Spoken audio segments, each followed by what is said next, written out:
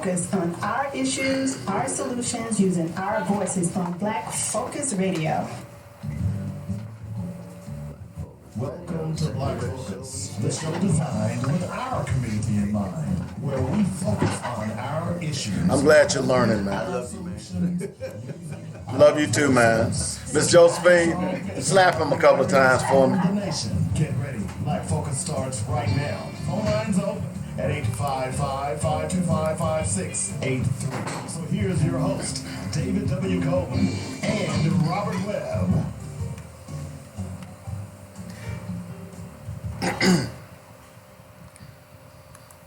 Hey, what's happening?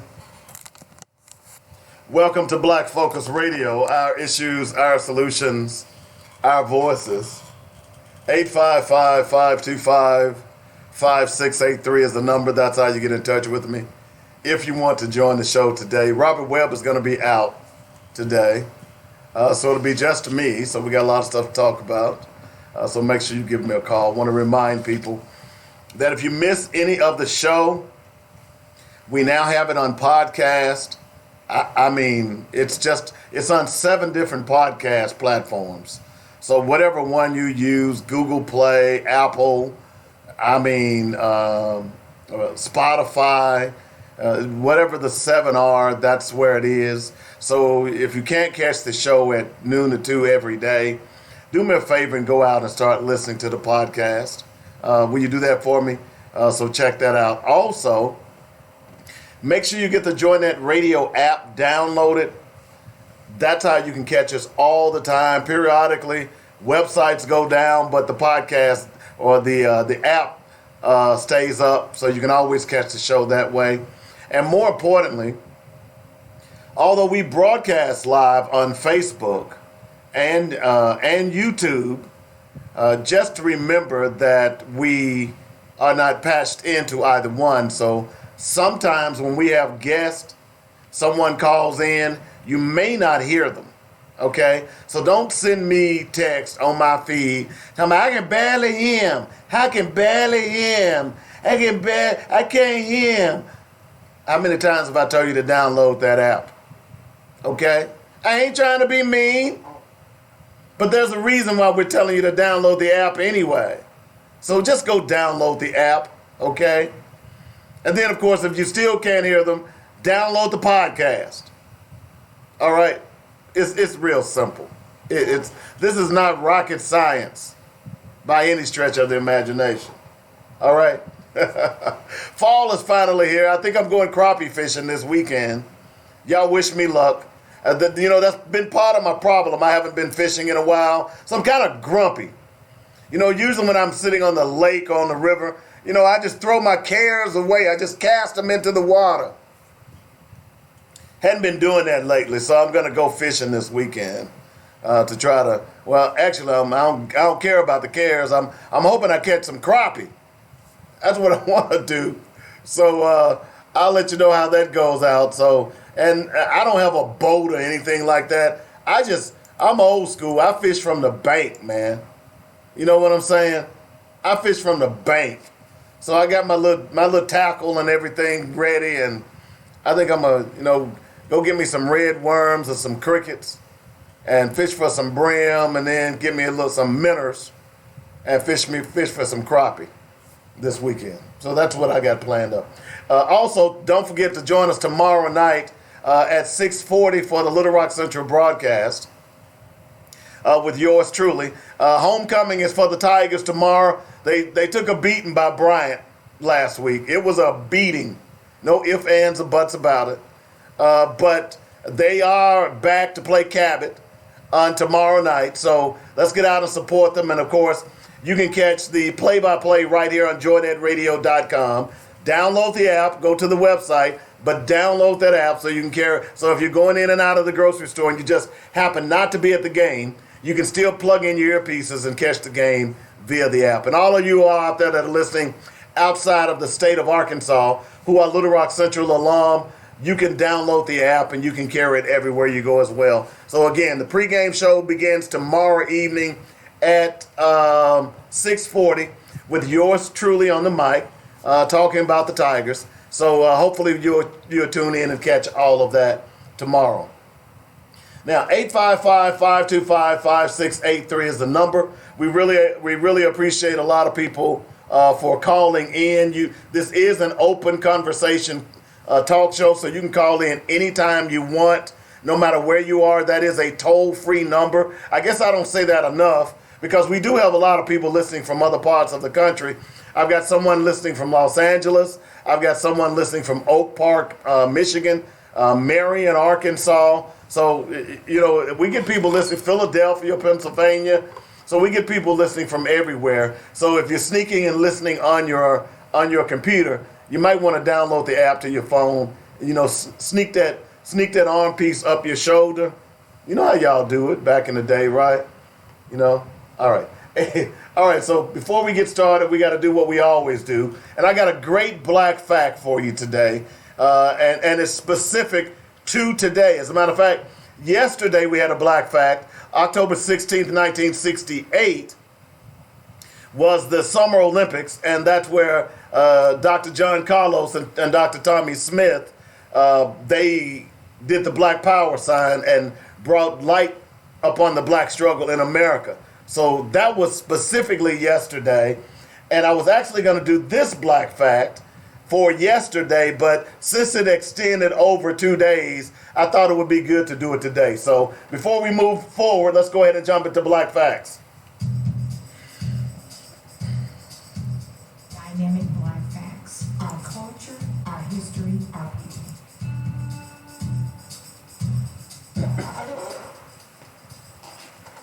As many of you all know, I've often said that John Brown was one of my favorite heroes.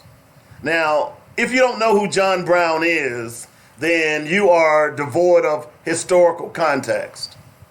But let me just give you a brief background of John Brown. John Brown was a white abolitionist. Yeah, I have white heroes too. He was a white abolitionist who decided that he had had enough of slavery and he wanted to do something about it. So he helped organize a raid on what is known as Harper's Ferry. He, along with his sons, 3 sons, and 5 other black men that you've never heard anything about until today. It was chilly and damp on Sunday, October 16th, 1859, when abolitionist John Brown climbed up onto a horse-drawn wagon for the 5-mile ride down a dark country road to Harper's Ferry. There, he and his small band of men would seize the town and its federal arsenal in a futile attempt to foment a slave rebellion and bring down the South's most peculiar institution of slavery. In front were 2 men shouldering arms. Behind were 16 more, marching 2 abreast in silence. As solemnly as a funeral procession, and that's exactly what it was. None would expect to survive except for the author of those words, Osborne Perry Anderson, who would also write the only insider account of the raid that rocked America. Anderson was one of 5 African Americans who went with Brown to Harper's Ferry. Every October, on the anniversary of the raid, much attention is paid or focused on Brown, the radical white abolitionist who would be tried, convicted, and hanged less than 2 months later. Brown would become legendary in a nation still grappling with this original sin of slavery. For far too long, the 5 African Americans who have been overlooked, overshadowed by their martyred commander, treated as footnotes, if at all, in the John Brown saga. When they are mentioned, it is often a passing, and they are lumped together as 5 black men. also accompanied Brown to Harper's Ferry. But each came for different reasons and by different routes that were worth recalling on the 160th anniversary of the raid, and as the country also marks 4 centuries since the first enslaved Africans were brought to its shores. 4 were free men of color. The 5th had fled from slavery in South Carolina, in Charleston, South Carolina, and was said to be African royalty. He went by Shields Green, and his nickname was Emperor. 2 were from Oberlin, Ohio, Louis Sheridan Leary and John Anthony Copeland, who had attended Oberlin College's preparatory department. Anderson was from Chester County, Pennsylvania, the son of a mixed-race man born in Fauquier County, Virginia, and a red-haired woman said to be from Ireland or Scotland. The 5th, Dangerfield Newby, was born enslaved in Piedmont, Virginia. The oldest of 11 children of a white farmer, Henry Newby and Elsie Pollard, of mixed racial background and owned by another man, John Fox, who allowed them to live as husband and wife. To free his family, with Fox's permission, Henry Newby moved them to Ohio in 1858.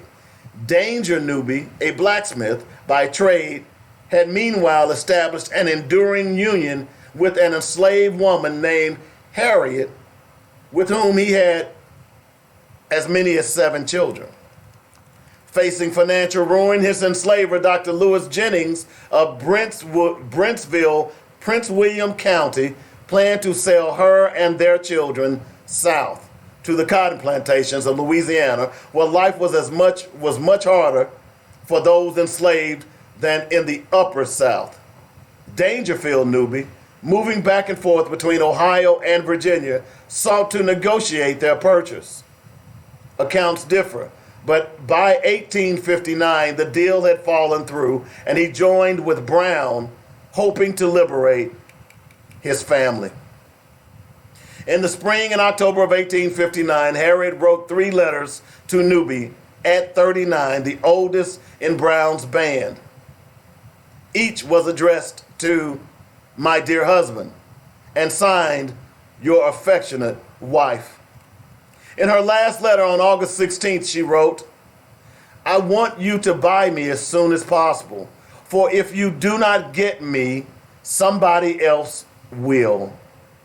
There has been one bright hope to cheer me in all my troubles, that is, to be with you." By enlisting with Brown, Newby also clung to hope.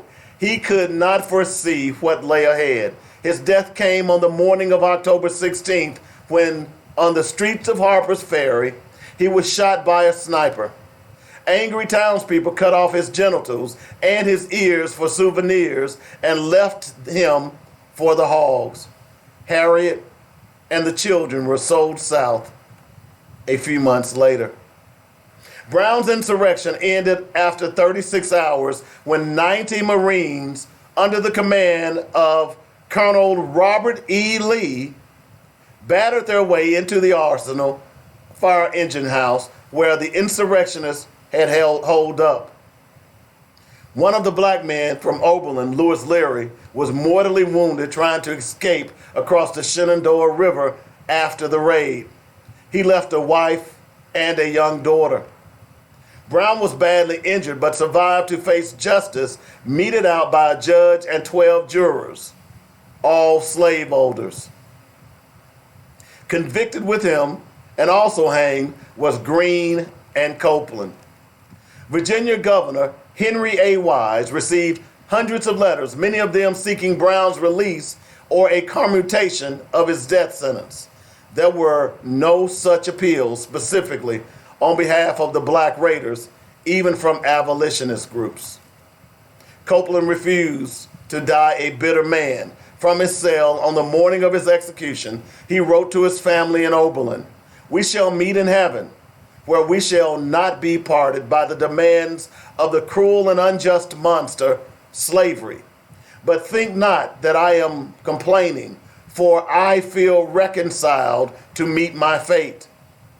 I pray God that his will be done, not mine. Let me tell you that it is not the mere act of having to meet death, which I should regret, but that such an unjust institution should exist as the one which demands my life.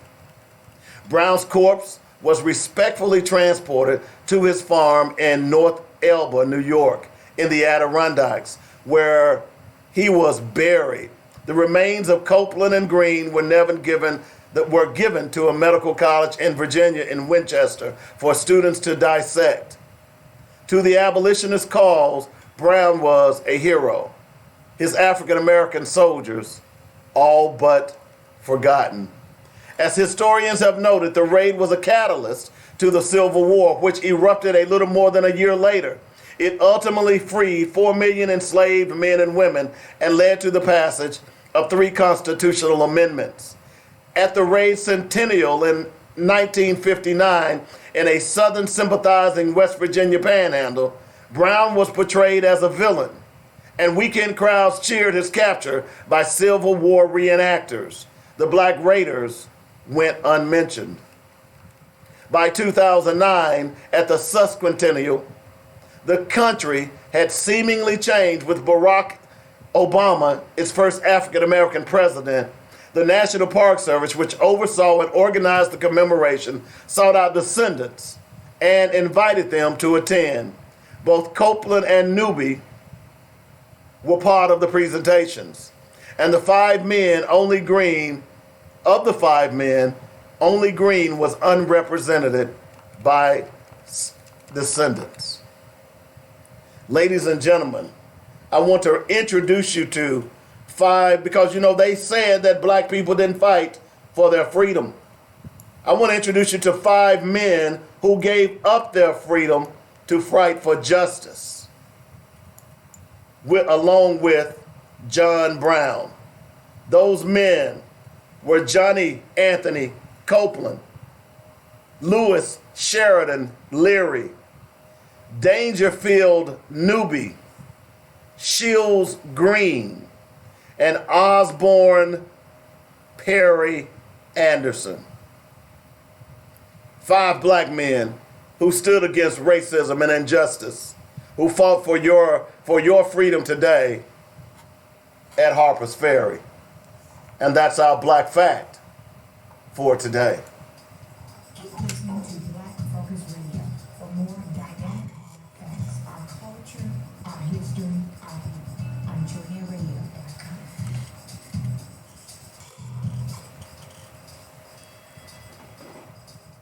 And by the way, if you want to sponsor Black Facts, you know how to hit me up at 855-525-5683 or call me at 615-554-0568.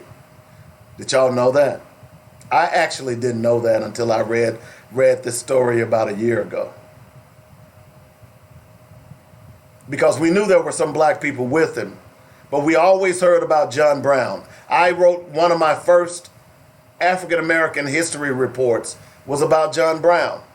I had heard about John Brown as a kid when I was young, and I always thought he was a black guy until I did the report and realized he was a white man. Where are the John Browns of today? I wonder. Where are the John Browns who will stand up against the Republican Party and Donald Trump and bigotry and racism? Where are they? I know they're out there somewhere. But there were 5 great men. Remember, 2 of them were free. All of them were free. 2 came from Oberlin, Ohio. 1 was an escaped slave. They came and fought for and with John Brown. They knew they weren't going to live. They knew they were going to die that day, but they wanted to send a message. This is a powerful story. Let me give you their names again because they are never mentioned when they talk about Harper's Ferry. John Anthony Copeland, Lewis Sheridan Leary, Dangerfield Newby, Shields Green, and Osborne Perry Anderson. 5 African-American men who joined John Brown at Harper's Ferry. Don't you all forget that. This is why history is so important. This is why I saved this for today. Because on today, this morning, is when the raid ended, when they lost their lives. They were killed. It began yesterday. This was actually the black fact that I was going to give yesterday. And I decided it would be better to give today. So I salute you, John Brown, but I also salute you, John Anthony Copeland, Lewis Sheridan Leary, Dangerfield Newby, Shields Green, and Osborne Perry Anderson. 5 strong black men who understood that slavery was wrong. When you hear them talk about the peculiar institution of slavery, the reason the adjective peculiar is added, and when you do your research, you'll find other anthropologists and historians using that adjective, is because the slavery in America, in the Americas, was unlike any other slavery the world had ever seen. It was peculiar, not in a good way, not in a curious way, but an evil way. That's a black fact, folks. Woo! Man, that was a good one. 855-525-5683 is the number. That's how you get in touch with me if you want to join me. We got a lot of stuff to talk about. You know, by the way, that black fact was in the tease. That was part of the tease. I told you I had a very interesting one for you today, and I hope you liked it, and I hope you'll go and share that with your children. If you didn't know John Brown existed. Also, I want to remind you this morning that, and I want to take my hats off to Elijah Cummins. Elijah Cummins passed away yesterday at 68 years of age, I'm sorry. And, you know, I've got an interesting comment about how do we replace an Elijah Cummins? And we'll get into that here in a moment, okay? Now, apparently he passed away due to complications concerning long-standing health challenges. You know, we don't know specifically. He had been a congressman, a very highly respected congressman, for more than 20 years.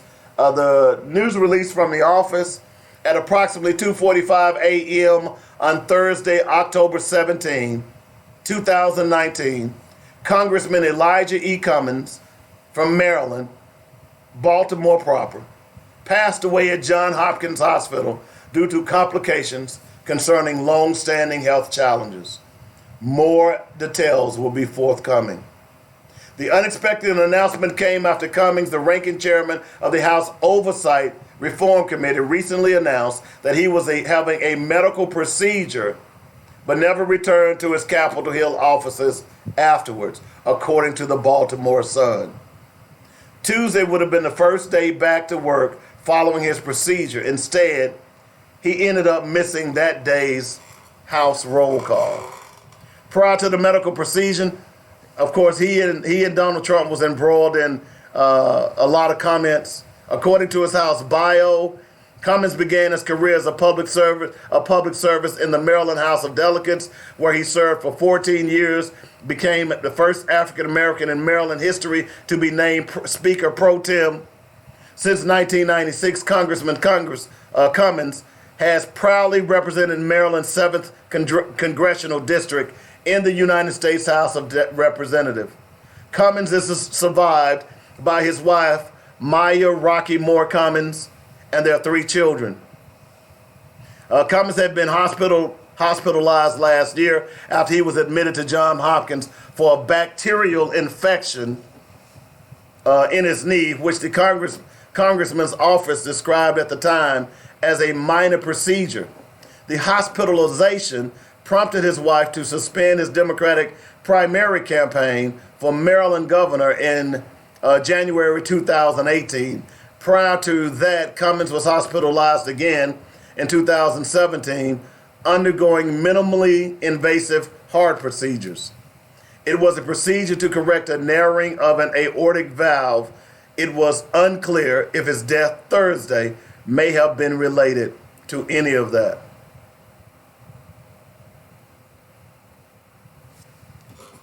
So Elijah Cummins is dead. Many of our older leaders are dying off.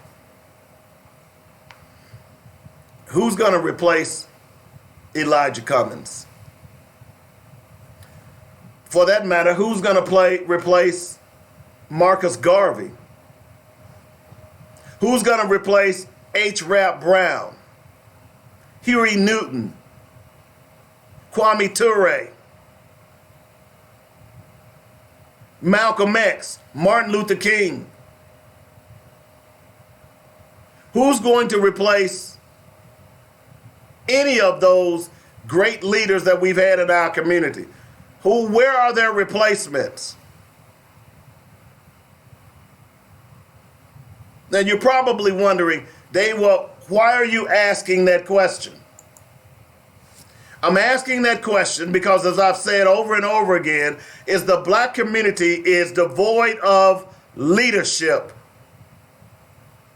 And as our great leaders continue to die off, who will lead us? Do we need to be led? Do we need someone to help us focus on the issues at hand? I believe we do. I believe that we need not one, but many who can call our people together in a movement to act. Who is that person? Has he or she been born? Are we grooming our young people to take up the mantle of justice and equality once our great leaders pass on to meet their ancestors?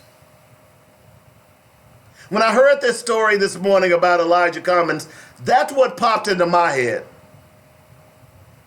From what I've known of Elijah Cummins, he's been a stalwart. He's been a battler for truth and justice for black people.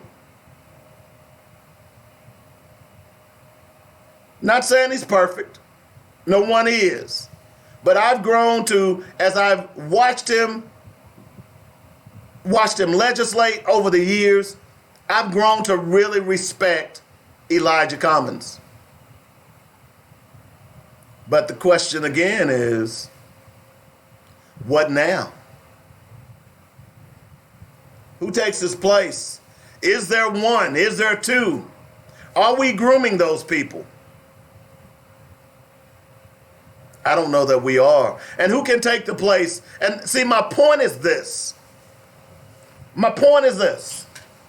Of all those icons' names that I called, the fact of the matter is that no one can replace them. No one can replace them. That's why it is important to educate our children on who they were and what they stood for, so that they too can take up those mantles and mesh them together for a greater mission. There will never be another Malcolm X. There will never be another Martin. There will never be another Marcus Garvey or an Elijah Cummins, or for that matter, a Barack Obama. There should be better. There should be greater men and women to take up the mantle for truth, justice, and equality. Where are they? Is it your son? Is it your daughter? Do you care? Is it your church? Is it that little boy that's sitting on the pew next to you? Where are they? So you see, this is why church is so important. I tell you all the time, part of the reason that I'm sitting here and I do radio and I spent 35 years in this business is because of what somebody did for me at a church, Bullock Temple. That little church sitting right across the street from Little Rock Central. It was Miss Odessa Talley, who was an English teacher, and Miss Othello Faison, who was the principal, vice principal at Little Rock Central, and our organist, who decided at 10 years old that I spoke well enough that I needed to start doing the announcements. You see, they nominated me to do it every youth Sunday, which was the fourth Sunday. And after I started doing them, they said, well, why don't you just let him do them every Sunday? Those were my first forays into public speaking. Well, of course, we did have those stupid Christmas speeches and Easter speeches. Thanks, Easter Bunny! Y'all know, don't laugh. Y'all had them stupid speeches too. But that was once a year. And then I had my foray into playing the piano and was embarrassed by Mrs. A.C. Shanks, and it stunted my growth that I never went back to play again. I will now play the butterfly. I'll never forget that. Traumatized me. But speaking was my thing. And Mrs. Talley and Mrs. Faison recognized that. They groomed me. 35 years later, and unfortunately, I never got to tell Mrs. Talley. I did tell her husband. Mrs. Talley passed away while I was out of the state. But I'm still close to Mr. Talley, her husband, and one of her sons, Everett. And I've told them the story and thanked them. But they gave me that, they saw in me that quality. And at that time, I had no idea that I would spend the majority of my life in talk radio. Now, what's my point here? My point is that there are adults who can identify greatness in your children. Are you paying attention? Are you open enough to let them teach and learn your children? Because that's how we're going to raise these leaders. I've told you all over, I love it when we have interns in here. I'm in my own little world. They might as well close the door to the studio because those interns are mine. I take pleasure in teaching them and talking to them and letting them know what the radio business is like and teaching them the ins and outs of this business. So just as I groom people, young people for radio, we have to groom young people for leadership. And we're not doing that. And our young people are suffering. Our future is going to suffer. Where are our leaders? Who's grooming them? Who's talking to them? Who's telling them that the stereotype that they've judged you upon is not the stereotype that you need to lead? You know, there's a great commercial that I listened to that I've heard, and it's about, and I think it's from, I want to say it's the Boys and Girls Clubs. And it talks about young people growing up, and one of the young person says, that type of learning is not happening in my zip code. And every time I hear that commercial, it bothers me.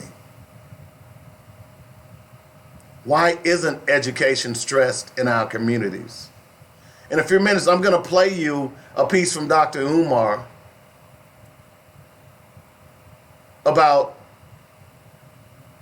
our problem in our community and how we can fix it. But I wanted to ask that question after thinking about Elijah Cummins on the way in.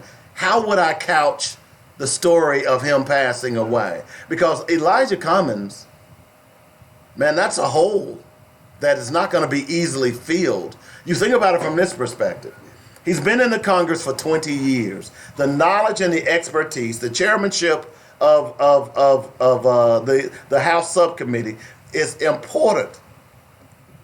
There will not be another black person to take that spot. It will be a Democrat, but there will not be another black person to take that spot. You understand what I'm saying? This is a huge loss for not just the people of Baltimore, not just the people of Maryland, but for black people all across this country. It's a huge loss.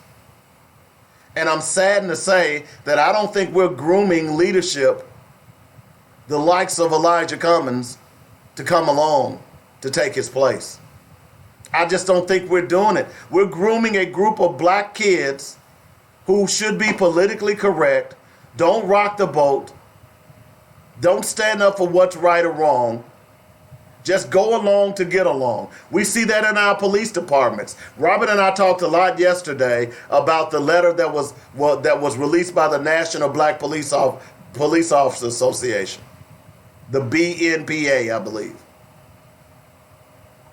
The NBPA, whatever it was. For the first time, we saw black leadership in an entity stand up against injustice. What took you so long? Part of that is that we have gotten to a point where we are willing to take money over morals. That was the point I was making about LeBron James. That LeBron James was not even concerned about the death and destruction that was going on at the hands of the Chinese government in Hong Kong, because he was more or less concerned about the bottom line.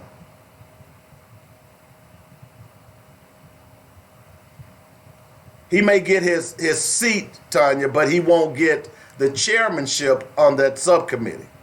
That's what I'm saying.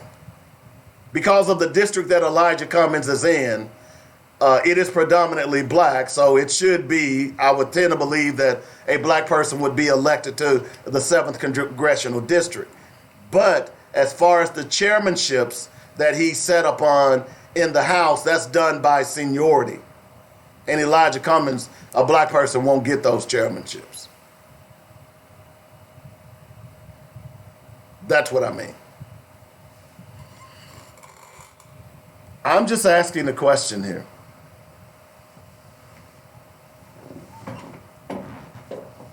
We have to be concerned here. What are we doing to rear our children? Are we educating them? Are we talking about history? Are we telling them about those 5 black men who stood beside John Brown, who fought against slavery? Are we telling them about Denmark Vesey and how he was the father of the African Methodist Episcopal Church? But he also was an abolitionist. Are we raising our young men and women to be leaders? Are we raising them to be followers? All you got to do is look at the black people on the police department. And this is a classic example of that. Because that is where they see the most injustice. Yet, up until yesterday, we had not heard from a black entity with that much power, with that much force in a letter. That's why if you listened yesterday, I had to applaud after completely reading the letter for my 4th time, because I could not believe it. And the question that we have to start asking ourselves is that we have got to begin to raise leaders. Leaders cannot be raised by watching video games, playing video games, listening to rap music that does nothing but teach you misogyny, bigotry, and racism. We have got to raise leaders. We are too far gone. Don't you remember the article that I read a few days ago about technology is going to affect black people more than anything else as it relates to jobs? Are we teaching our young people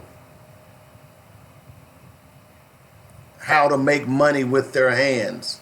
I read an article the other day, well, yesterday as a matter of fact, that black women share the majority of the financial burden for student loans. Did you hear what I just said? Black women share the majority of the financial burden for student loans. Now, my question is, does that make sense? You see, we've been taught, go to school, get that paper. They can't take that from you. But what good does it do to go to school and get that paper when you can't enjoy it, the fruits of your labor? Many of you black women are getting degrees that are worthless just so you can say you've got that degree.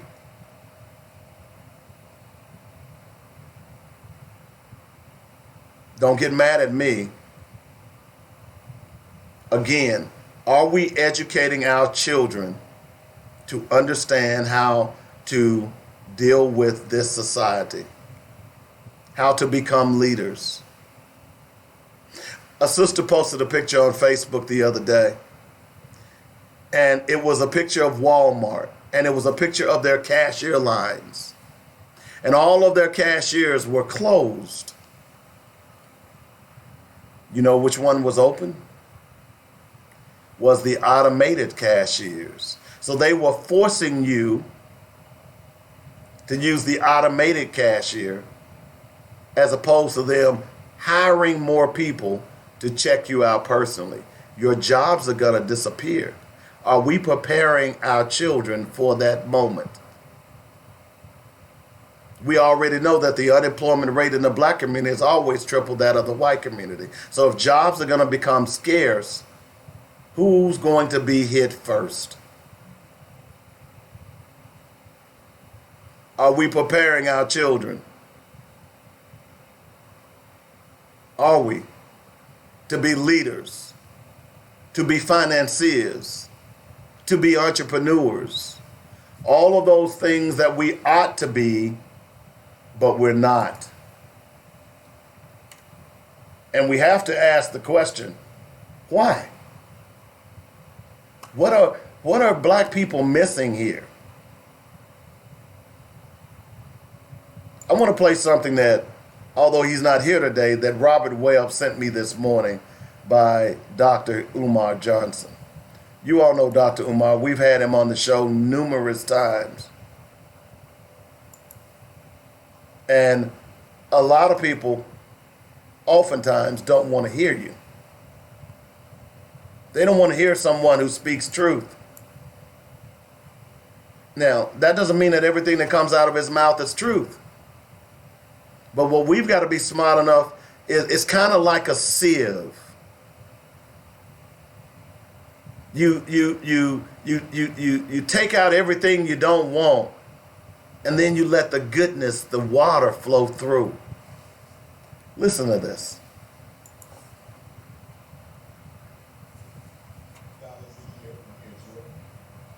$4 billion a year on liquor, $1 billion a year on fast food. You saw what just happened with Cummins. $4 million in a matter of hours. Yes. And we weren't even paid for that.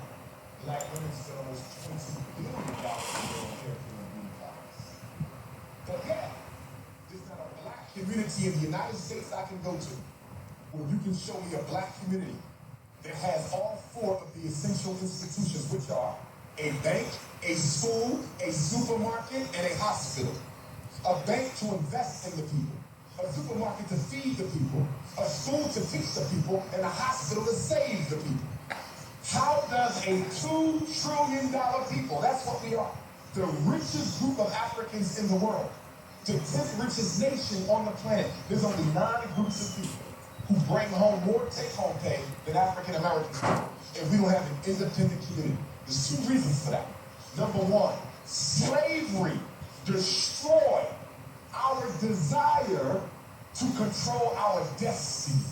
That's number one. Yes. And after slavery destroyed it, religion came in and glorified the fact that we wanted no control over our destiny by saying you need not worry about building a nation.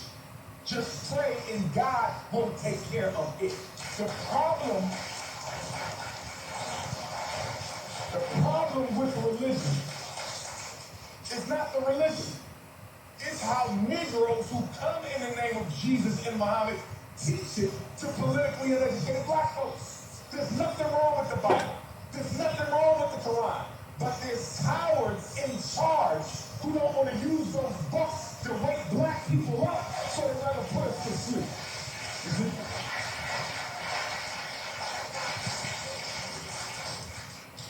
Every bank that receives at least $250,000 a year, if a bank has a $250,000 revenue stream, they should have a bank. If a church has that, they should have a bank. If your church with at least $250,000, you must have a bank for two reasons. You bring in enough revenue to invest in us to the point where every black person in Pontiac should have their own business. No black woman should ever have to work for a white man in her life when you got black churches bringing that type of money in. But they don't. So because the black church don't have a bank of their own, that means their money goes into a white bank. So on Sunday, you donate to church. They take your money, your black Jesus money, and put it in a white devil's bank. And then the white devil, will take black people's Jesus money, and they will give it to other white devils to come into Pontiac and buy it in their neighborhoods and push you out with your own money. You see? He's preaching tonight, isn't he? I end with this. My biggest problem with black religion, I don't care which one you name, they all dysfunction. My biggest problem with black religion is they teach us that we have to die to experience heaven. Okay. But the Chinese got his heaven right now. And the Arab got his heaven right now. And the Jew got his heaven right now. And the East Indian got his heaven right now. So why can everybody else have heaven now, but I can only get mine after I die? So for me, I'm going to get heaven now. Okay? And I'm going to get heaven during my life. And I'm going to get heaven for my babies, or I'm going to die trying. See, the black man and woman have not made up their mind that they don't want to be slaves anymore. Mm-hmm. Frederick Douglass says something very prophetic. Frederick Douglass said, they didn't free us. Frederick Douglass said, they did not free us. They simply took the collars off and let us loose. Boom. Boom, boom, boom. You see, our freedom is out there, folks. It's within our grasp. The problem is that we're afraid to reach out and grasp it. It's kind of like I've told people over and over again is, it's like you're in a boat and someone's out there drowning and you've got a life raft. They are 15 feet away from you. The rope on your life preserver is only 14 feet.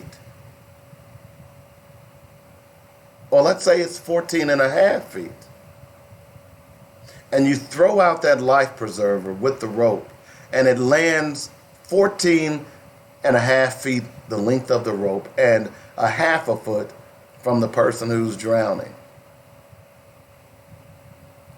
And the person who's drowning decides that they refuse to reach their arm out to grab the life preserver because it wasn't exactly 15 feet. That's what we deal with in our community, is that if black people, if it ain't done right, if it ain't done the way we think it should be done, then we refuse to do it to our detriment. That's why we don't shop at black businesses. That's why, as you heard Dr. Umar, as you've heard me talk about on this show, is that we suffer from menticide. We are the only people that boycott our own businesses. we can solve our problems. You hear Robert talk about it all the time, is that we have to buy back our politicians. How do you do that if you have no economic power? How is it that you have more money than the ninth largest nation in the world? More money than the 10th largest economy in the world? Yet less than 10% of that money, only 2% of that money goes to black businesses. If you remember the piece that I read a while back to you right here on this show, is that if we only had increased it to 10% of the money that is spent within the black community, if we increase that money to 10%, it would create 1 million jobs in the black community. Now I ask you the question, who's going to replace Elijah Cummins? That's what this is really all about. Who's going to dare to be different so they can be destined to be great? You see, that's one of my favorite sayings. Dare to be different because you are destined to be great. I used to tell my kids that all the time when they were kids. In fact, I've got a poster with that on it. Dare to be different because you are destined to be great. That's what leadership is. Leadership is walking a different path. Leadership is walking down a different road. Leadership is turning right when everyone else is turning left. Leadership is moving forward when everybody else is at a standstill. But see, we're not teaching our young people that. We're not challenging them to be better than what you were. I've challenged my kids. You know, when I told my son and my daughter, I don't want you to be successful like me. Don't say I want to be like Dad. I want you to be better than me. I want you to be better than me. I want you to look back over your life when I'm dead and gone and be able to say, look what Dad did, but look what I've done. And then challenge your children to do the same. This is what we have to do. This is how you groom leadership. This is how you raise leadership. You raise them with a consciousness. You raise them with their history and culture. And you raise them with economic power. That's how we buy back our community. And we vote for leaders who are going to stand with our community, whether they be black or white. It is imperative that we do that. We can no longer allow people coming into our communities acting as wolves in sheep's clothing. That includes black ones and that includes white ones. We cannot allow people to continue to take our voting capital and then they have no accountability for what they've done or the lack thereof in our communities. You see, I am of the impression that although, yeah, it takes money to run a political race, but it takes votes to get you in office. So even if you don't donate money, then you certainly can withhold your vote. And that includes in your church. You heard Dr. Umar, we've talked about it. How is it that all of this money that is raised on a Sunday morning in black churches are put in white banks? Those same white banks who will not give black people small business loans, who have redlined your neighborhoods and help to gentrify your neighborhoods. That money that you pay every Sunday in tithes and offering does not go to black banks, it goes to white banks. And those white banks then turn around to leverage that money against the black community. When are we going to wake up? If we had leaders, if we had organizations acting as leadership organizations, our children should already know that. But we are up 60 years from the civil rights struggles, and we have gotten no further. In fact, We own 1.2% of the economy then.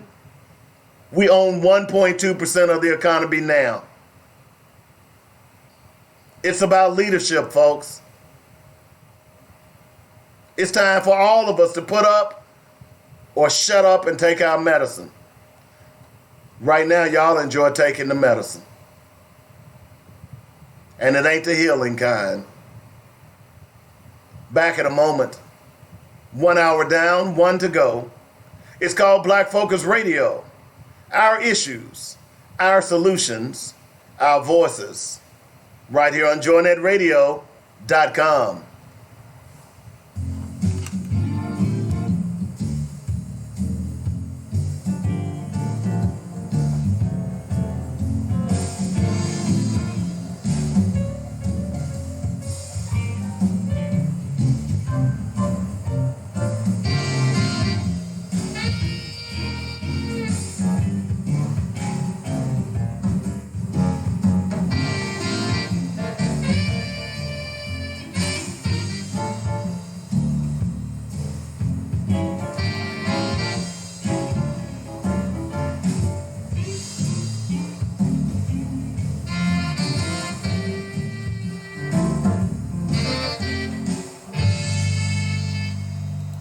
The law offices of James F. Swindoll provides our clients the personal care and attention that larger law firms cannot offer. Our experienced attorneys have brought hundreds of cases to verdict in state and federal court and recovered millions for our clients. If you or a loved one have been injured or have property wrongfully damaged, we may be able to help. Do not hesitate to contact our firm anytime for a free attorney consultation. Call 1-800-848-1290. That's 1-800-848-1290. Or email inquiries at arkansas-personal-injury.com. Our law offices are centrally located at 212 Center Street in Little Rock. That's the law offices of James F. Swindoll, personal injury and products liability attorney serving Arkansas since 1977.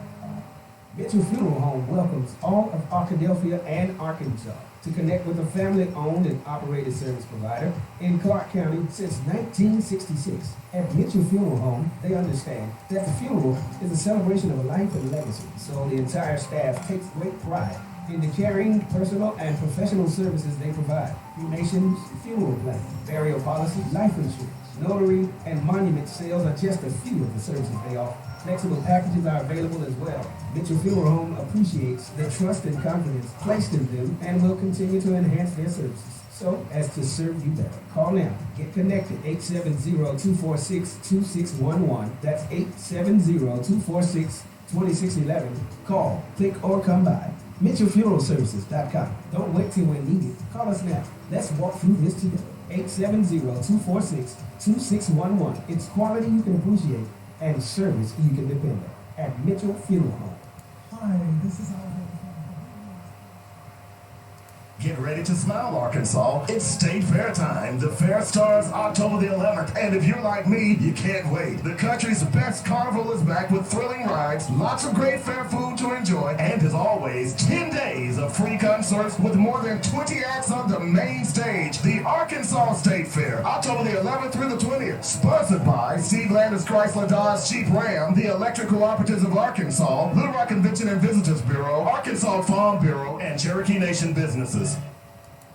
You got it. He's Little Rock's answer to your aggravation. The Joy Network. The views and opinions expressed today on Black Focus Radio are not the views and opinions of the station, its management, or its advertisers. Now, let's get ready to focus on our issues, our solutions, using our voices on Black Focus Radio.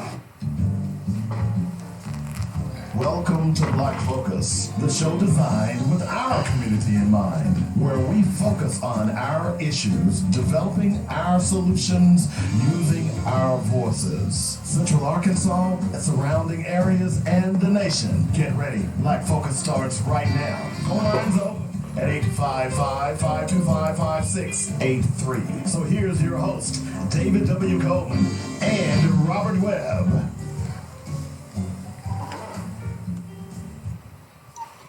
All right, welcome back to the second hour of the show, Black Focus Radio. Our issues, our solutions, our voices. 855-525-5683 is the number. That's how you get in touch with us. Appreciate everybody joining me today. Robert Webb is out of the studio. He'll be back tomorrow. Last hour, I spent a lot of the hour talking about, are we raising leaders? Because right now we don't have any. We certainly don't have any here in Little Rock. We don't have any black ones and we don't have any white ones. If the black ones out there are not getting the voice, no one's paying attention to them. And the white ones are afraid to stand up because they think that their white brothers and sisters will turn their noses up at them. If that's the case, then you're not leadership material. You're just not. I'm just being real with you. If you're a leader, you got to be able to stand on your own. You got to be able to walk a different path. You can't be concerned about what people say to you or about you because you understand what leadership is all about. We don't have them here. We certainly don't have them on the city board. We certainly don't have any in the legislature, at least the ones who are leading. The ones who are trying to lead are always being attacked, verbally, pushed back. That's where their constituents and those who believe in real leadership should stand beside them, like a Joyce Elliott, for that matter. Being out here in the public is tough work, folks. Maybe you're not leadership material, but you can support a leader. Sometimes you need to walk up to them and simply say, hey, I appreciate what you're doing. Hey, come on, let me take you to lunch. Oh, I'm just buying you lunch because I appreciate the hard work that you put in for our people. That's what's important here. It is a damn shame that the majority of our civil rights icons died broke because black people did not support them. You got what you needed, and then you were done. You got what you needed, and then you were done. Being out here in the public by yourself is tough. Sometimes, I told you all the story when I was fighting for fathers' rights. It got so tough, I would ask guys, they would come to me and say, hey, Dave, can you help me with this situation? I'd say, sure. After we finish the situation, how much do I owe you? You don't really owe me nothing, but I'll tell you what you could do. At that time, we didn't have digital media. We had to alert people with flyers. I had to go to Kinko's during that time period and print off flyers. I would stand on the corner in various parts of Nashville when people would get out of church and hand out flyers. And I would simply say, brother, you don't really owe me anything. Can you send me a ream of paper? I got one ream of paper.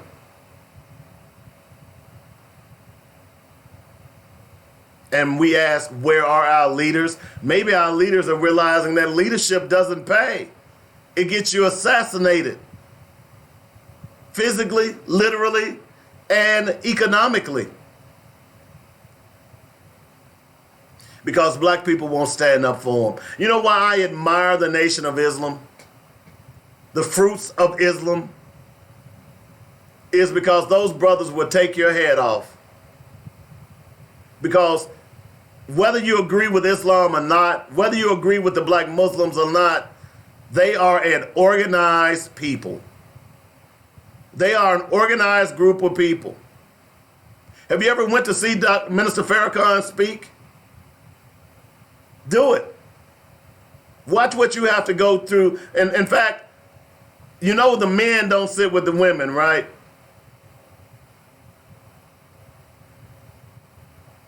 We need some discipline. We need some order. We need some leadership. And look, you can't be afraid to be led, folks. You can't be afraid to be led. 855-525-5683 is the number. Let's look at some other news. I've got some cop news, but I'm trying not to look at it. But I have to. Y'all know I do. There's some more information about the Tatiana Jefferson shooting. We'll talk about that here in just a moment. But locally, didn't know this had occurred on Wednesday, But apparently at the University of Arkansas at Pine Bluff, a student was found dead on campus. Don't know the details as of yet, but a young man was found dead on UAPB's campus.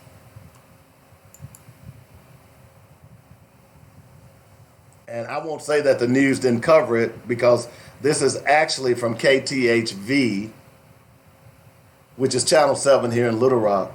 You know, anytime something bad happened on a HBCU, they're going to cover it. That's just the white media. That's why we need a black media. We need one badly. Those of you who have the power, there are a lot of black people in the media. Why don't y'all come together? Why don't what we ought to have here in Little Rock? They have a National Black Journalism Association, the National Association of Black Journalists, NABJ, which I was at one point a member, which I probably need to rejoin. But we ought to have one here in Little Rock.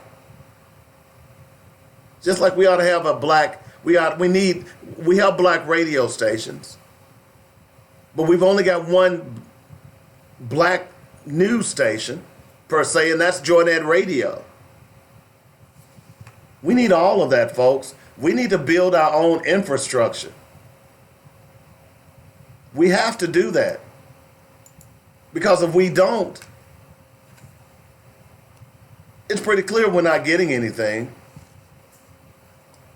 But according to the release at UAPB, a student was found unresponsive at his residence on campus Tuesday night. Around 8:30 p.m., campus police got a call about an unresponsive student at the JBJ housing complex.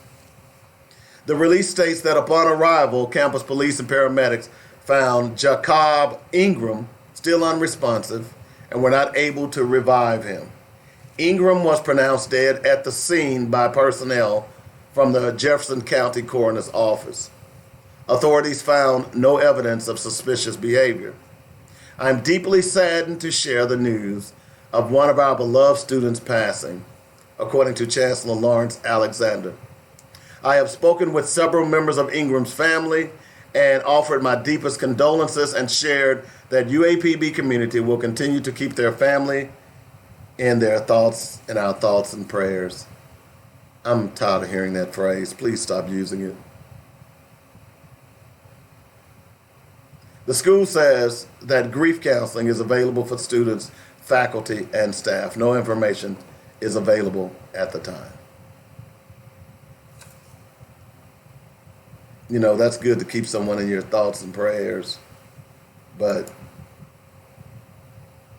anyway, don't get me started. Other news, let's see, before we get into the cop news, because we're going to talk about that.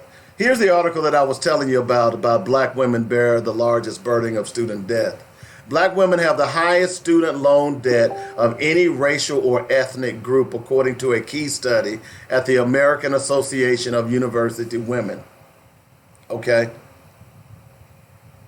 Now, what you don't understand, or what that means really, is that you typically go to school to get a good job so that you can live out the American dream, which is own a home, buy a car, raise a family. Well, there are plenty of women, both black and white, who are delaying having children, having a family, buying that home, because so many of them are in debt. I tend to believe that college has become a money-making racket. Think about it from this perspective. Every year it seemed, I know it was in Tennessee, at one point it seemed like every year they were increasing the the cost of college. Every year. Every year. Books are ridiculous. You'll pay a small fortune for books that you will only use for 6 months. Or 3 months, I should say. Let me think. 4 months. September, October, November, December. So 3.5 months you're going to use that book. You'll pay $150, $200 for it. It's a racket. It's a racket because most of these kids going to school are getting degrees that are useless when they get out in the community. When they could be going to trade schools. Right now, if you're young and you want to make a six-figure income, become an electrician. You could be making money in 2 years. While your friend is laboring trying to get that degree, you've already got your house, or become a plumber, or become a chef. We're not teaching our children the skills or the choices that should be made in the careers that they ought to be going to. Become a nurse.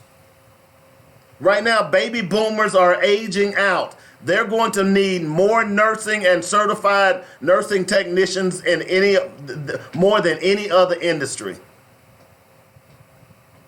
I know that's my age group. I'm on the tail end of the baby boomers. But we're not teaching our children that. Oh, go to school for something that you love. Give me a break. Someone told me you go to school to get paid. Then you go back to school for something that you love. So don't go to school for social studies. Don't go to school for English unless you're planning to become a teacher. Go to school for mathematics. Applied mathematics. That's what we ought to be doing. Those are the things that we ought to be teaching our children. That's the leadership that I'm talking about. Do we want to save ourselves? Do you dare to reach your arm out 6 inches to grab that life preserver? Because it's actually always been there. The life preserver for black people has always been there. But it's a mental thing that we refuse to reach our arm out 6 inches to grab it. Yeah? Y'all didn't know I was going to bring it back to that life preserver, did you? It's 14 and a half feet from you. I mean, it's thrown 14 and a half feet. It's 6 inches from your grasp. But because the life preserver wasn't thrown and the full 15 feet, you refuse to reach your hand out.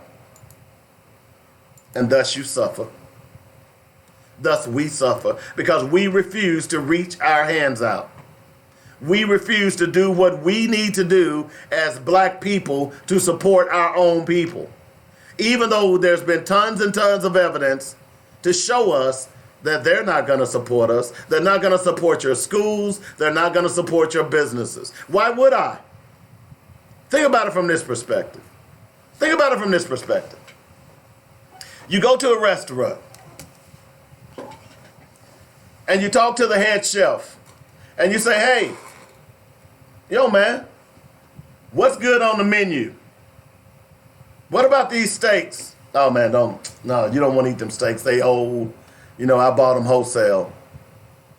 I bought them from that tent sale. You don't want to eat them steaks.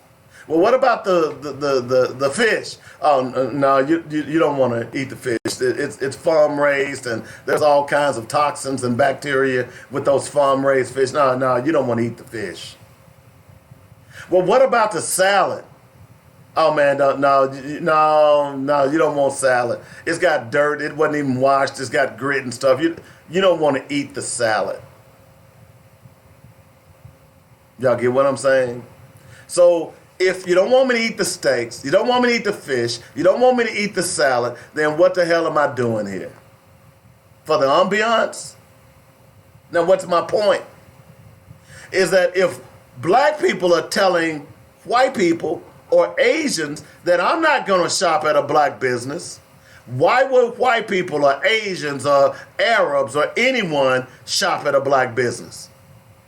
You're telling them. I know you're not running around with a bullhorn saying, hey, don't shop at black businesses, but you're doing it by your actions. What would happen if you wore that new skirt and the white lady in the office said, ooh, girl, I really like that skirt. Where'd you get it from? And you say, well, I got it from ABC Black Business.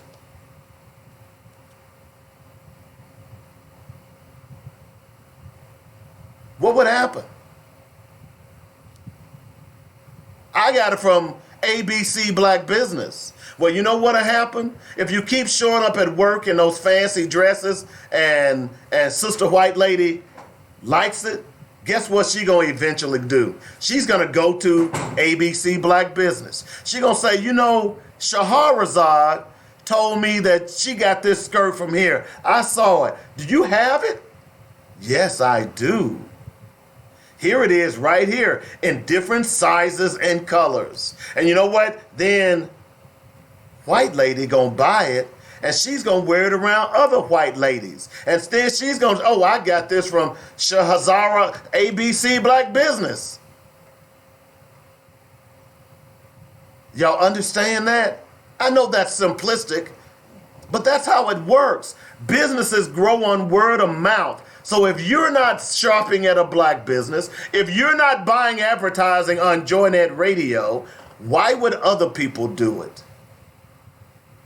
Because you're basically saying to white people and white businesses that, hey, look, I don't shop there. Why would you shop there? Don't spend your money there.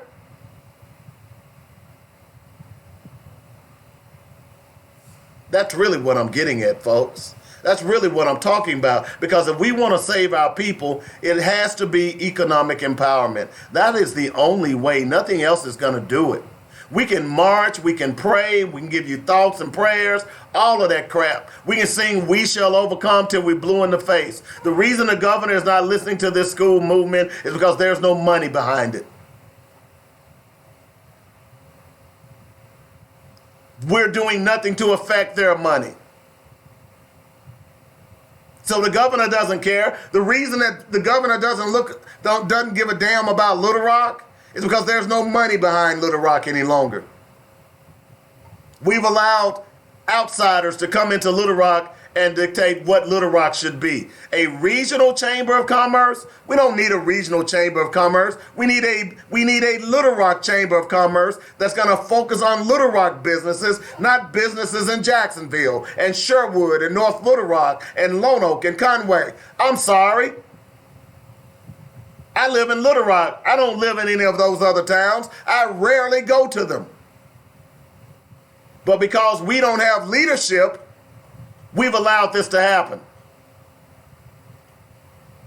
We don't have a black business journal here in Little Rock. Where do I go to find out where black businesses are in Little Rock? We don't even have a black economic center in Little Rock. Where can I go in Little Rock to find black businesses? In most cities that I've been through or been to, I can go and find at least some black shops. We don't even have that in Little Rock.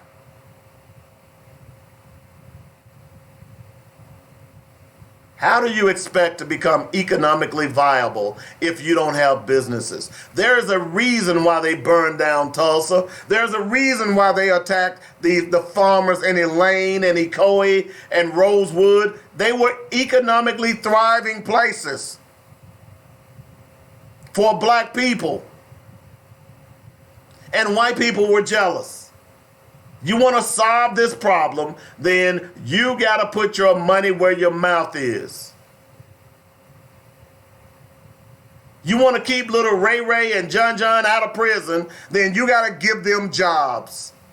And stop going to the city board begging them for jobs when your asses won't shop at a black business that could furnish those jobs. They're laughing at you. They're laughing at you. Them Negroes keep coming down here asking us for economic development, and they won't even do economic development in their own damn communities. I ain't doing nothing for them. Let's give them pleasantries and platitudes. And they'll walk away feeling good, yet with no results. Hello. That's how we solve this problem.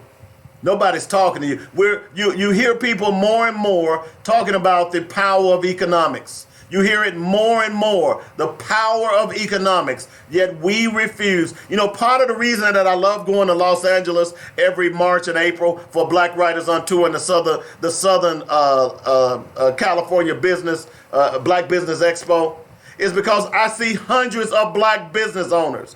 Hundreds. They inspire me. I can't get that inspiration here in Little Rock. I have to travel halfway across the country to be inspired by black business owners, to see how they're doing their thing. But we don't have that here.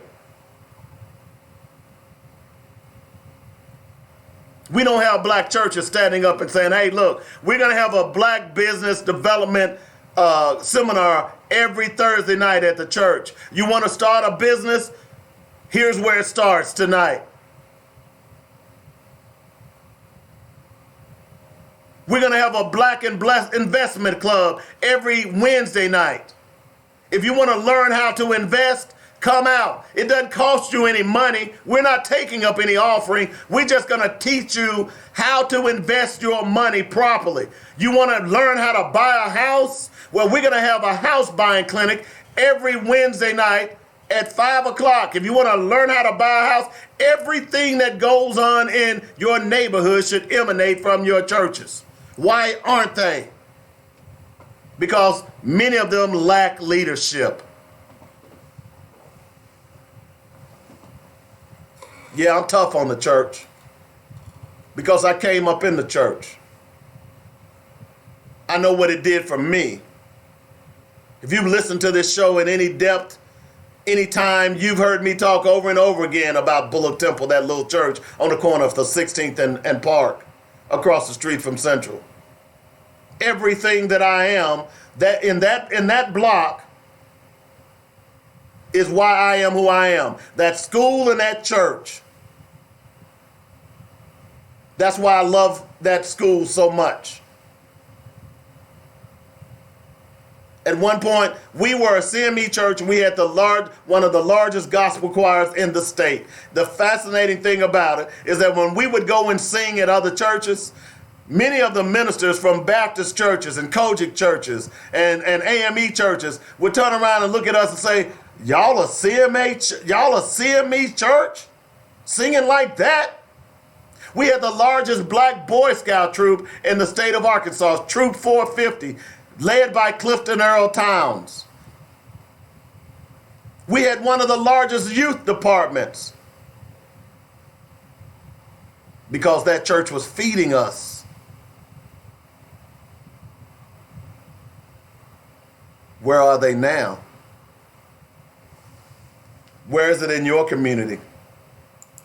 Does it even exist? We have the answers. We see the life preserver is right there in front of us. It's 6 inches away from our grasp. I'm not going to say it's 2 feet. I'm not going to say it's 3 feet. It's simply 6 inches. The answer in our communities is 6 inches from our grasp. The only problem is that we in our community are too lazy to extend our arms to grab it. So we are drowning. We are dying. We are suffocating. We are asphyxiating. Couldn't get it out. Because we refuse to extend our arms 6 inches. Because Esther might get more than me. So I'm not going to tell anybody about how I got my grant. I'm not going to tell anybody how I got aid to support my family, although there are billions of dollars out there. I'm not going to tell anybody how I started my business because he might try to copy, and lo and behold, he might become rich. I'm not going to go to my fellow black brother or black sister and say, hey, would you invest in my business? Because I'm afraid that they're going to take my business. See, the one thing we know about white people is that they will work with one another and they will hate one another. But if it's going to affect their bottom line in a positive light, they don't have no problem with it. We do. Y'all say y'all want to be like white people, yet the traits that they take on to become economically powerful, you ignore those. Don't make any sense, folks. 8555, let me get off my soapbox, I'm sorry. 855-525-5683. Black women bear the largest burden in student debt crisis. That's why you can't buy houses. That's why you can't buy cars. That's why you can't invest. We've sent them to school to tell them to go get that paper, and instead of getting the paper, they're coming out in debt.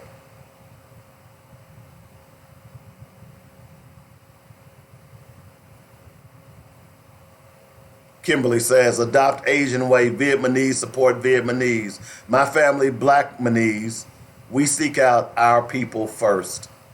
I know they do. We're the only ethnic group that doesn't do that, Kim. We are the only ethnic group that boycott our own people. We are. Are you beginning to understand what menticide is now? I've been talking about that a lot for the last 2 weeks. Are you beginning to understand what is meant by menticide? Menticide is doing less for you than you're willing to do for other people. Menticide is not willing to support your own. Menticide is not willing to embrace your own. You're exactly right. It's self-hate.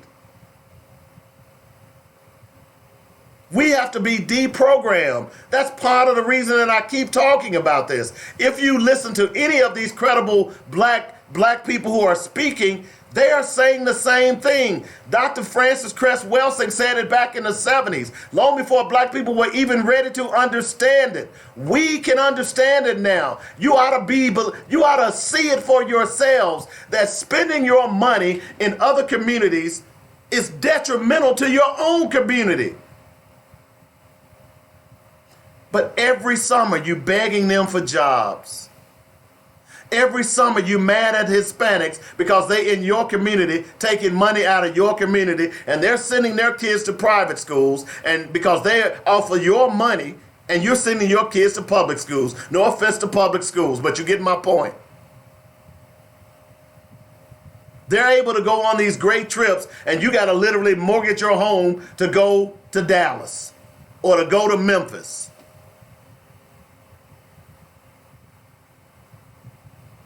I'm just simply saying, spending your money with your own is not racist. It's natural. It's normal. Every other ethnic group does it but us. That's why I was offended with LeBron James, because the Chinese don't give a damn about black people. They don't care about black people. They care about exploiting them, but they don't care about us. We can save our own children. Why aren't we trying? We can save our own communities. Why don't we do it? That's a mental thing. There's something wrong between our ears that we don't understand that self-preservation is the #1 commandment. Hello? Self-preservation. I use the analogy all the time. Get your paycheck and go pay everybody else's bills. Where will you end up? On the street, homeless. Now you said, that's ludicrous. Ain't no way I would do that. Exactly. But we as a community does that. We do that every year. $1.2 trillion annually, folks. More than the gross national product of Canada. More than the 9th largest nation in the world. Yet less than 2% of that money goes to black businesses. If we increase it just to 10%. If we took 10%, just the tithes that you pay every Sunday in church, if you took 10% of that money and started spending it in black communities, in black businesses, we could create 1 million black jobs. Hello? Is this thing on? Is this thing on? I suggest that you don't give a damn about your community. I suggest that you don't give a damn about your children. Because if you did, you would be trying to leave a legacy for them. You wouldn't be just simply spitting them out and leaving them to grow like tumbling tumbleweeds.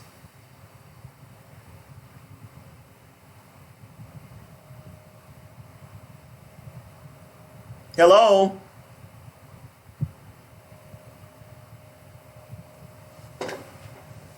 I'm sorry, I didn't mean to get on this soapbox today, but I'm tired of this. I'm tired of seeing black mothers struggling because they can't afford their children. And they have great ideas, but they don't have the courage to say, I'm going to start a business. Because see, in 20 years, if we're not careful, technology is going to price all of us out of the market. So if you don't have a business, if you don't understand entrepreneurship, then you're going to be poor. You're going to be homeless. You're going to be just like that family that you're laughing at today.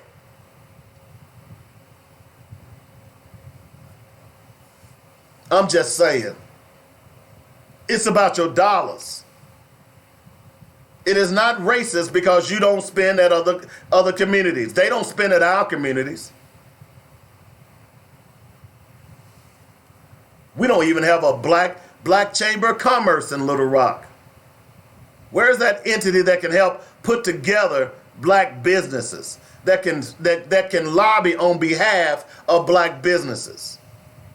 You know why we don't have it? It's because y'all won't support it. Because when you lobby, when you spend your time, that means that the people that are over the Black Chamber of Commerce is going to have to use your funds to travel, to learn, to lobby. But you're going to say, oh, well, I don't want that nigga making money off of me. Excuse my vernacular, but you know that's what you do. So guess what? Then he can't raise any other young black people to take over his leadership because y'all don't support it. Yeah, I'm mad. I'm tired of this crap. Part of the reason that they're killing our people in their homes is because we have no economic power. You think that they'd be doing this if we had economic power? If we told them that we're going to when you say shut the city down, what does that mean to you? Block an interstate?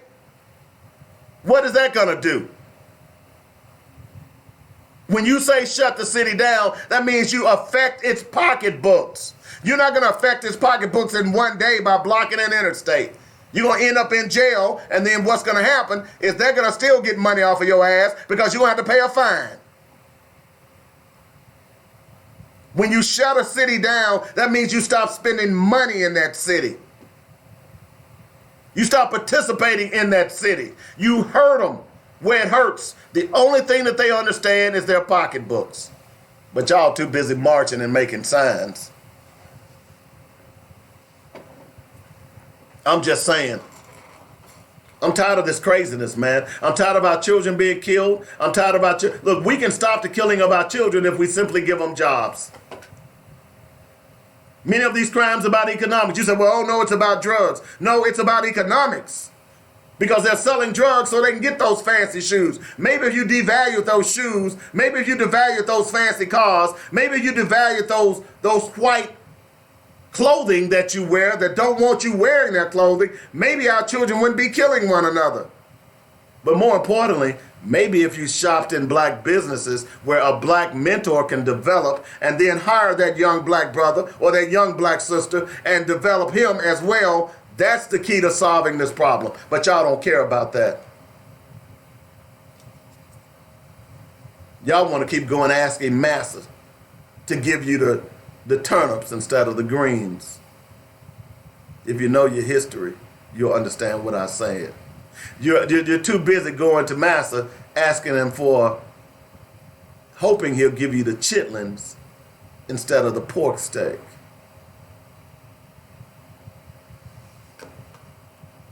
If you know your history, you'll know why I said that. And you make it a delicacy. What's wrong with us people? 855-525-5683 is the number. Attorney for a former Chicago officer who quit the force after fatally shooting innocent bystander Raquel Board is now fighting to give his client the fresh start he deserves. You know why he's fighting to give his client the best start, the fresh start? is because black people don't give a damn about black life. Because if you did, you spend money with them. Let me continue. Chicago prosecutors aren't here for it, however, and neither is the victim's family. Dante Servin escaped an involuntary manslaughter conviction after a judge acquitted him in the bench trial, arguing the then officer should have been charged with murder in Boyd's 2012 killing. Since then, Servin's lawyer says his client's been tormented and wants all evidence of the criminal case against him erased from public record. The nerve of this guy. His attorney claims the 51-year-old has struggled to find a steady job and now suffers from post-traumatic stress disorder, anxiety, and extreme depression. Expungement, he said, would be an important step in helping the disgraced cop rebuild his life after fallout over the shooting. We're trying to get him the fresh start he deserves. If successful, evidence of prior charges against Servin would vanish from both public view and police databases, making it impossible for him to enter the law enforcement field again. You hear that? Y'all hear that? You all forget this story. Servin shot and killed Boyd in March of 2012 after firing a round out of his car window. The then officer, who was off duty and in plain clothes, was driving near Douglas Park on the Chicago's west side when he got into a tiff with a group of teens about their noisiness. Boyd and her friends were standing and talking nearby. When one of the teens suddenly approached Servin's car, the officer said he thought the youth was armed, prompting him to pull the gun and fire a shot out the window. The bullet grazed the teen, but struck Boyd, 22, who was talking and laughing with friends just feet away. She was struck in the back of the head and died the next day. At trial, Servin said he opened fire because he thought one of Boyd's friends had a gun. That gun turned out to be a cell phone. Outrage ensued after the embattled officer was allowed to resign. We've heard that before from the Chicago PD just days before an evidentiary hearing with the city's police board, which was mulling his termination. Because he quit, Servin was allowed to keep his $57,000 a year cop pension. Now his lawyer says the allowance simply isn't cutting it. He has the right to seek a job without the criminal case affecting him. He should be able to gainfully be employed and support his family. Now wait a minute. This piece of crap murdered a young girl, shot her in the head. The young girl was not doing anything. He did not go to jail, and he's complaining because he's suffering. Although, Raquel, he's suffering from post-traumatic stress disorder. Raquel Boyd is suffering from lead poisoning that she never recovered from. This is what I'm talking about when I say leadership.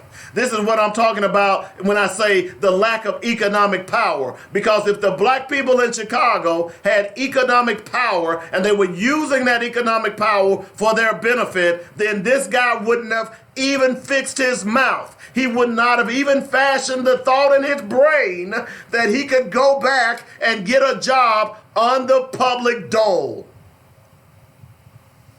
But black people are still suffering from menticide. Black people are still forgiving and forgetting. Black people are still hugging their oppressors. There's a point to my show today. It's called economic power.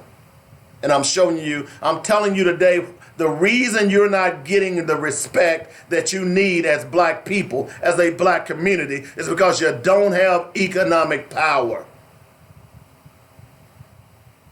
Oh, let me take that back. You have economic power. You just don't know how to use it.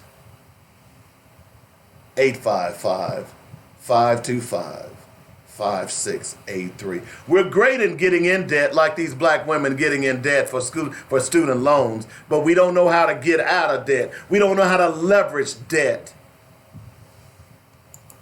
855-525-5683 is the number. Speaking of which, now they're trying to claim that the police officer, Aaron Dean, who murdered Tatiana Jefferson in her own home, he wasn't there for a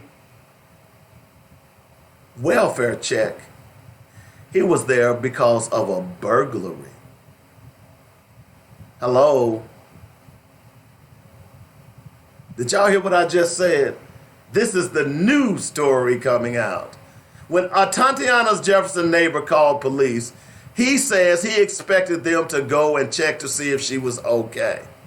But the officer who shot her in her own home was sent on a call that police often handled as a potential burglary. Y'all get this, right? I would laugh if it wasn't so damn stupid. Authorities are looking into whether former police officer Aaron Dean and his partner were told before what they were told before arriving at Jefferson's home. The information came from the neighbor to the call talkers, and while it was relayed to the dispatch, it was determined to be an open structure call, according to Interim Police Chief Ed Cross.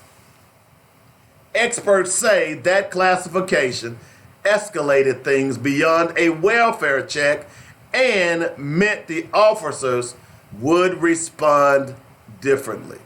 So, wait a minute. Again, this is an intellectual legal argument that white people are trying to make to justify the murder of Tatiana Jefferson. Let me say this again. This is an intellectual police argument that they are trying to make to justify the murder of black people. Oh, well, the reason the officer was concerned, we thought it was a burglary. Last I checked, now maybe burglars are doing things differently. The one thing that they always tell you that burglars can hate more than anything, what is it? It ain't guns. Yeah, they hate them too. But, a burglar is typically a non-violent crime. They don't want you to be there when they're there. Okay? They want to slip in and they want to slip out. Right? But when the police officer arrived at this home, all the damn lights were on in the house. Y'all hear me? All of the lights were on. The lights were on in the living room. The lights were on in the room in which the police officer shot through the window. We know that because he saw her silhouette. They tell you when you are crime-proofing your home, the first thing that they will tell you is put lights around your house. Burglars do not like light. So if this is a burglary, why would all those damn lights be on in that house? Again, this is an intellectual excuse that the police department is coming up with to try to justify killing this woman in her own home. More importantly, why wouldn't the Castle Doctrine apply to Tatiana Jefferson? In fact, according to her nephew, they knew someone was sneaking around out back. That's why she got her gun. We don't even know that she was holding the gun. But if she did, doesn't she have the right to defend her home under the Castle Doctrine? The same doctrine that you tried to allow a white cop who invaded the wrong home use as a defense? But you know why they doing that, right? And if it was a burglar, We know now that the Supreme Court over and over again has said you cannot shoot a fleeing suspect, although we see cops doing it every day now. It happens on a regular basis. Why is this continuing to happen? We talked the other day. Why is it that every day when we see these stories, it's white cops killing black suspects, but we rarely see black cops killing white suspects? If it's a training issue, it is not. It is not. This is morals over money. And it is becoming more and more apparent that this country has no morals when it comes to the lives of black people. And unfortunately, many black people have those same morals because we are worshiping the gods of a beaten enemy. You know, when I was growing up, we didn't even have to ask when something was done that was egregious, that was outrageous, that was beyond the pale. We didn't even have to ask whether they were black and white. Because the way we were brought up, it wasn't a black guy who did it. It wasn't a black woman who did it. But now you have to ask that question because we are worshiping the gods of a beaten enemy. You know what I'm saying? I'm not trying to preach to you today, but it is such a great analogy. It is the very same thing that the children of Israel did when they escaped Pharaoh, when they escaped 400 years of bondage, when Moses delivered them and showed them all of those miracles that God had put upon them.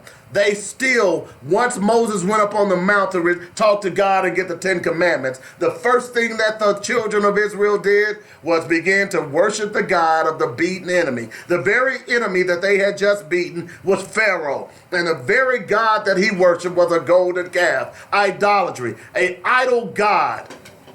The very first thing, when they went through a little detriment, they decided that that wasn't good enough.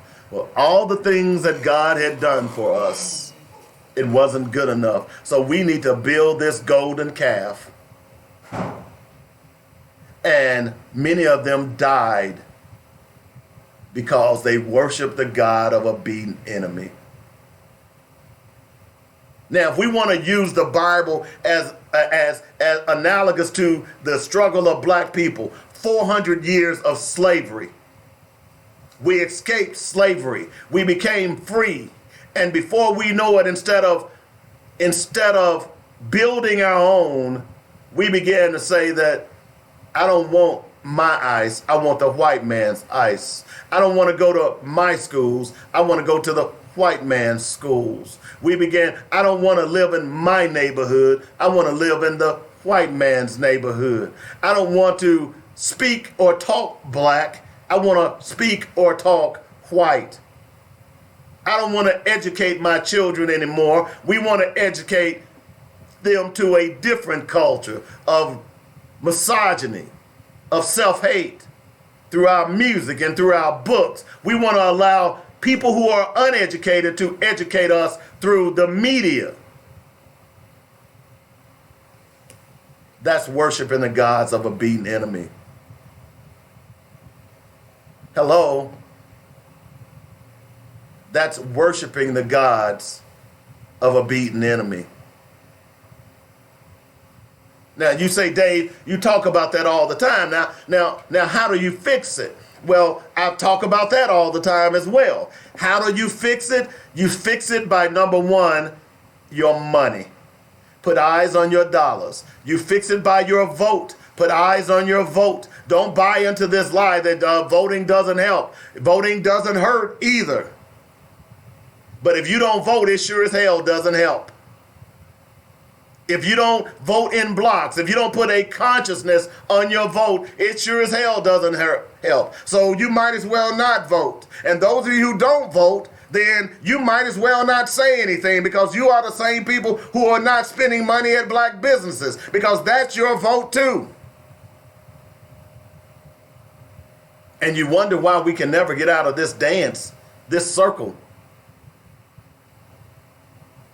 Remember the last Matrix when Neo was caught in the train station, the subway, and he would run to one side and he was thinking he was an escape and he'd end up back in the same place? That's what we're doing as the black community. We're in the matrix. We're caught in the matrix. And as we run out of one door, it is nothing more than a circle, and we're ending right back up where we came from. When are you going to get dizzy? When are you going to fall down from your dizziness and stand up? What do you have to do? Your children are dying every day. Look, right here in Arkansas, they have just rebuilt, or they're building a private prison. You think they're doing it for their health? Hell no, they're not. They're doing it for your black children. Because we know that they send your children to prison. They send white kids to probation. But you all aren't doing anything about it. All you're doing is throwing your hands up and saying, oh, Mr. Judge, Mr. White Judge, please don't send my black child to prison. That's exactly what he wants to do. What we have to do is a preemptive strike in our community. That preemptive strike needs to be a bomb of knowledge. That knowledge should consist of economic power and voting power. Understanding how to use your dollars is the same as understanding how to use your vote. When are we going to stand up? When are the leaders going to stand up? And if we don't have leaders, when are you going to allow other people who are not traditional leaders stand up? Because it's pretty clear in this community that I live in today that black preachers are not standing up. Only a few. And then they get chastised by their fellow black preachers. Black politicians are not standing up. It doesn't matter that you don't have the numbers, but you got to get on your bully pulpit. You got to sound the clarion horn and say, hey, look, this is what's happening in your community. We should not be waiting until it happens and saying, hey, let's do something about it. Let's march. We should have those leaders in place that are going to send the alarm out and say, hey, this is what's going to happen if we don't get busy. Hello?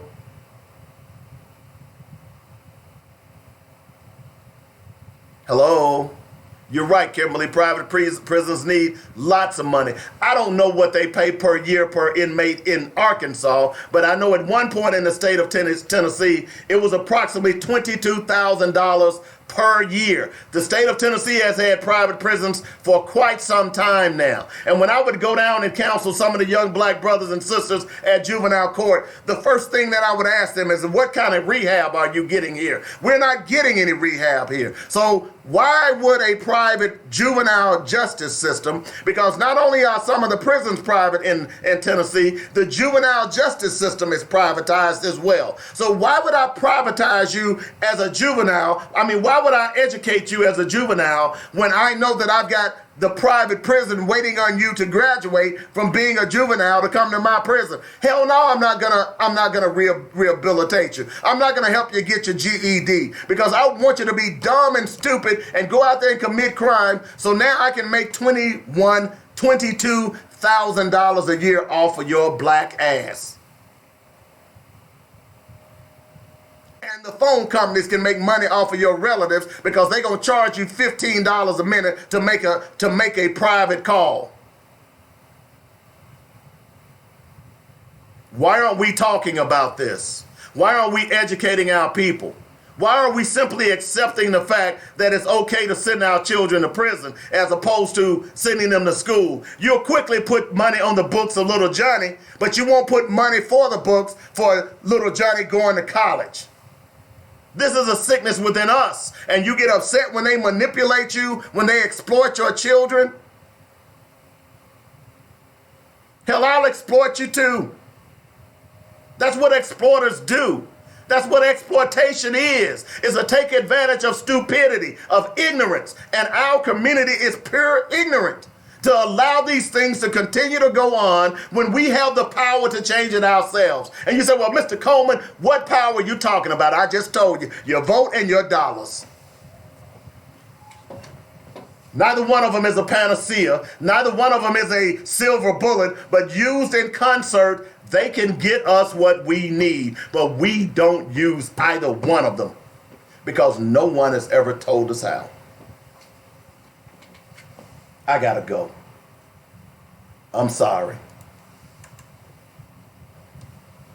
euphemistically referred to as the angry black man. Yes, I'm angry today because I'm tired of our people suffering the consequences of our ignorance. We are suffering from menticide, the total destruction of the minds of a race of people. And until we have a mindectomy, until we decide that we've had enough, until we want to put in our African mind as opposed to the minds of a slave owner, then we will continue to suffer the pains and the death and destruction that is destroying our communities. It is upon you. It is not upon your government. It is upon each and every one of you in the sound of my voice to recognize that your future is in your hands. Our future is together. Y'all have a great day. Just remember, a voteless people is a voiceless people. A voiceless people is a defenseless people. And a defenseless people is a contradiction to democracy. Y'all have a great day.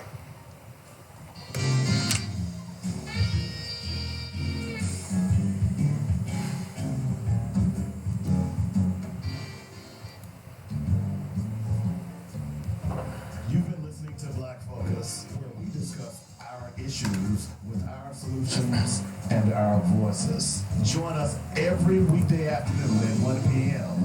on joynetradio.com.